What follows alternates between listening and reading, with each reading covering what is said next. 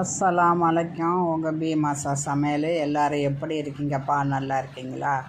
நம்ம இன்றைக்கி சென்னா கூனி வச்சு ஒரு சம்பல் செய்ய போகிறோம். பர்பா இல்லாட்டா ஸ்ரீலங்கா எல்லா இடத்துலையும் இது செய்வாங்கப்பா. இது நல்ல டேஸ்ட்டாக இருக்கும். இப்போ நம்ம ஊர்லேயும் எல்லாருமே நம்ம செஞ்ச ஆரம்பிச்சிட்டாங்க.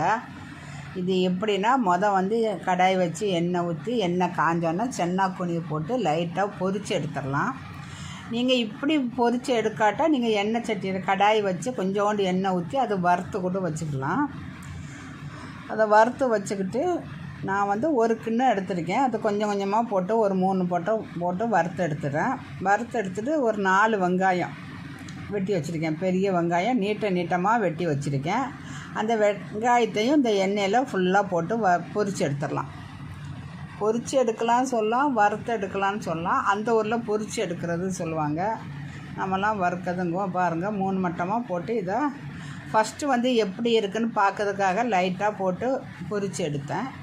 இப்போ பார்த்தா நல்லா ஃபுல்லாக பொரிச்சுக்கிட்டு வெங்காயம் பாருங்கள் நீட்டமாக வெட்டி வச்சுருக்கேன். இதையும் பொரித்து எடுத்துட்டேன். ரொம்ப கருக விடக்கூடாது. செந்நிறமாக வந்தோன்னே கொஞ்சம் அடுப்பை மீடியமாக வச்சிடணும். எண்ணெய் காஞ்சோன்னே ரொம்ப நம்ம வச்சிட்டோன்னா ஆறினோடனே சவுக்குன்னு இருக்கும். நல்லா வெங்காயம் பொறுன்னு இருக்கணும்.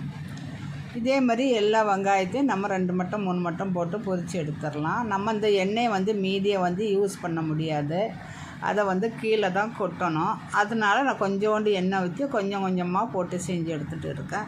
நிறைய செஞ்சோன்னா இது நம்ம வீட்டுக்கு செஞ்சு எப்படி இருக்குது சாப்பிட்டு பார்க்கலாம். நான் இது ஃபஸ்ட்டு இப்போ தான் செய்கிறேன். நாங்கள் வேறு மாதிரி சம்மந்தி மாதிரி சொல்லுவாங்க, உரலில் போட்டு இடிப்போம். சென்னா கூனியை வறுத்துக்கிட்டு தேங்காய் திருவி வச்சுக்கிட்டு காஞ்ச மிளகா போட்டு செய்வோம். அது சோத்தில் போட்டு விரைதிங்க நல்லாயிருக்கும். ஒரு 10 பூண்டு எடுத்து தோல் ஊற்றி பொடியாக நறுக்கி எண்ணெயில் பொரித்து எடுக்க போகிறோம். இது நாட்டு பூண்டு, வடை பூண்டு கிடையாது. நான் எப்போவுமே நாட்டு பூண்டு தான் ஊறுகாய்க்கு, இஞ்சி பூண்டு அரைக்கிறதுக்கு எல்லாமே வாங்குவேன். பூண்டு பொடிசாக தான் இருக்கும். நம்ம பார்த்து பொறுமையாக அதை தோல் எடுத்துக்கிட்டு நம்ம அதை பொரித்து எடுத்து வச்சுருக்கோம். இது எல்லாமே பொரித்து எடுத்துட்டோன்னா ஒன்று சேர்க்குறது ரொம்ப ஈஸி. இதே மாதிரி நீங்களும் செஞ்சு பிள்ளைங்களுக்கு கொடுக்கலாம். என் சேனலுக்கு சப்ஸ்கிரைப் பண்ணுங்கள், லைக் பண்ணுங்கள், ஷேர் பண்ணுங்கள். இப்போ கொஞ்சம் கருவேப்பிலை எடுத்து நம்ம போட்டு பொரித்து எடுத்துட்டோம். இப்போ நம்ம தவா வச்சு கொஞ்சோண்டு எண்ணெய் ஊற்றுறோம். இதுக்கு நிறைய எண்ணெய் ஊற்ற வேண்டாம்.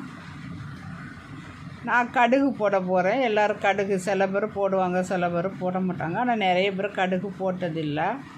இந்த கடுகு போட்டு நம்ம செஞ்சோன்னா கொஞ்சம் வாசனையாக இருக்கும். சில்லி பேஸ்ட் போடுறோம், ஒரு 2 ஸ்பூன் போடுறேன். நான் எடுத்த சென்னா கூனி வெங்காயத்துக்கும் இது கரெக்டாக இருக்கும். ரொம்ப காரம் வேண்டான்னு சொல்லிக்கிட்டு சில்லி பேஸ்ட்னா எப்படின்னா காஞ்ச மிளகா மிக்சியில் போட்டு பொடித்தா இதே மாதிரி இருக்கும். அதுதான் சில்லி பேஸ்ட்டு. கடையிலையும் விற்கிது, சூப்பர் மார்க்கெட்லேயும். சென்னா கூனியில் உப்பு இருக்குது. இதுக்கு மட்டும் வெங்காயத்துக்கும் இந்த சில்லி பீஸுக்கும் கொஞ்சம் உப்பு போட்டுறோம். அடுத்தால இந்த பூண்டு இருக்குல்ல, அந்த பூண்டை பொரிச்சு எடுத்த பூண்டை போட்டுறோம். சென்னா கூனி கருவாடு என்ன பண்ணுவாங்கன்னா முருங்கைக்கீரை பொரியல் பண்ணால் போடுவாங்க. இப்படிலாட்டா இப்படி சம்மந்தின்னு சொல்லுவாங்க. அதை இடித்து எடுப்பாங்க. வெங்காயம் தக்காளி போட்டு தொக்கு வைக்கலாம்.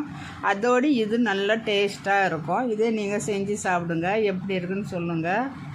நான் ஒரு 1/2 ஸ்பூனு சர்க்கரை போடுறேன். நீங்கள் சர்க்கரை வேணால் போடுங்க, இல்லாட்டா சோம்பு தூள் போட்டுக்கிடுங்க. சோம்பை வறுத்து பொடிச்சு போடணும். இப்போ வறுத்து பொரித்து வச்ச சென்னா கூனி, கருவேப்பிலை, வெங்காயம் எல்லாம் போட்டாச்சு. வச்சுருந்த சட்டி சின்னதாக இருந்துச்சு, கிளற முடியல. இப்போ 2வது பெரிய கடாயை வச்சுட்டோம். வச்சு அதில் நல்லா கிளறிட்டு இருக்கோம். இது ஆறின பிறகு நம்ம கையை வச்சு பொடி பண்ணிடணும். பொடி பண்ணால் எல்லாம் நல்லா டேஸ்ட்டாக இருக்கும். அஸ்ஸலாமு அலைக்கும்.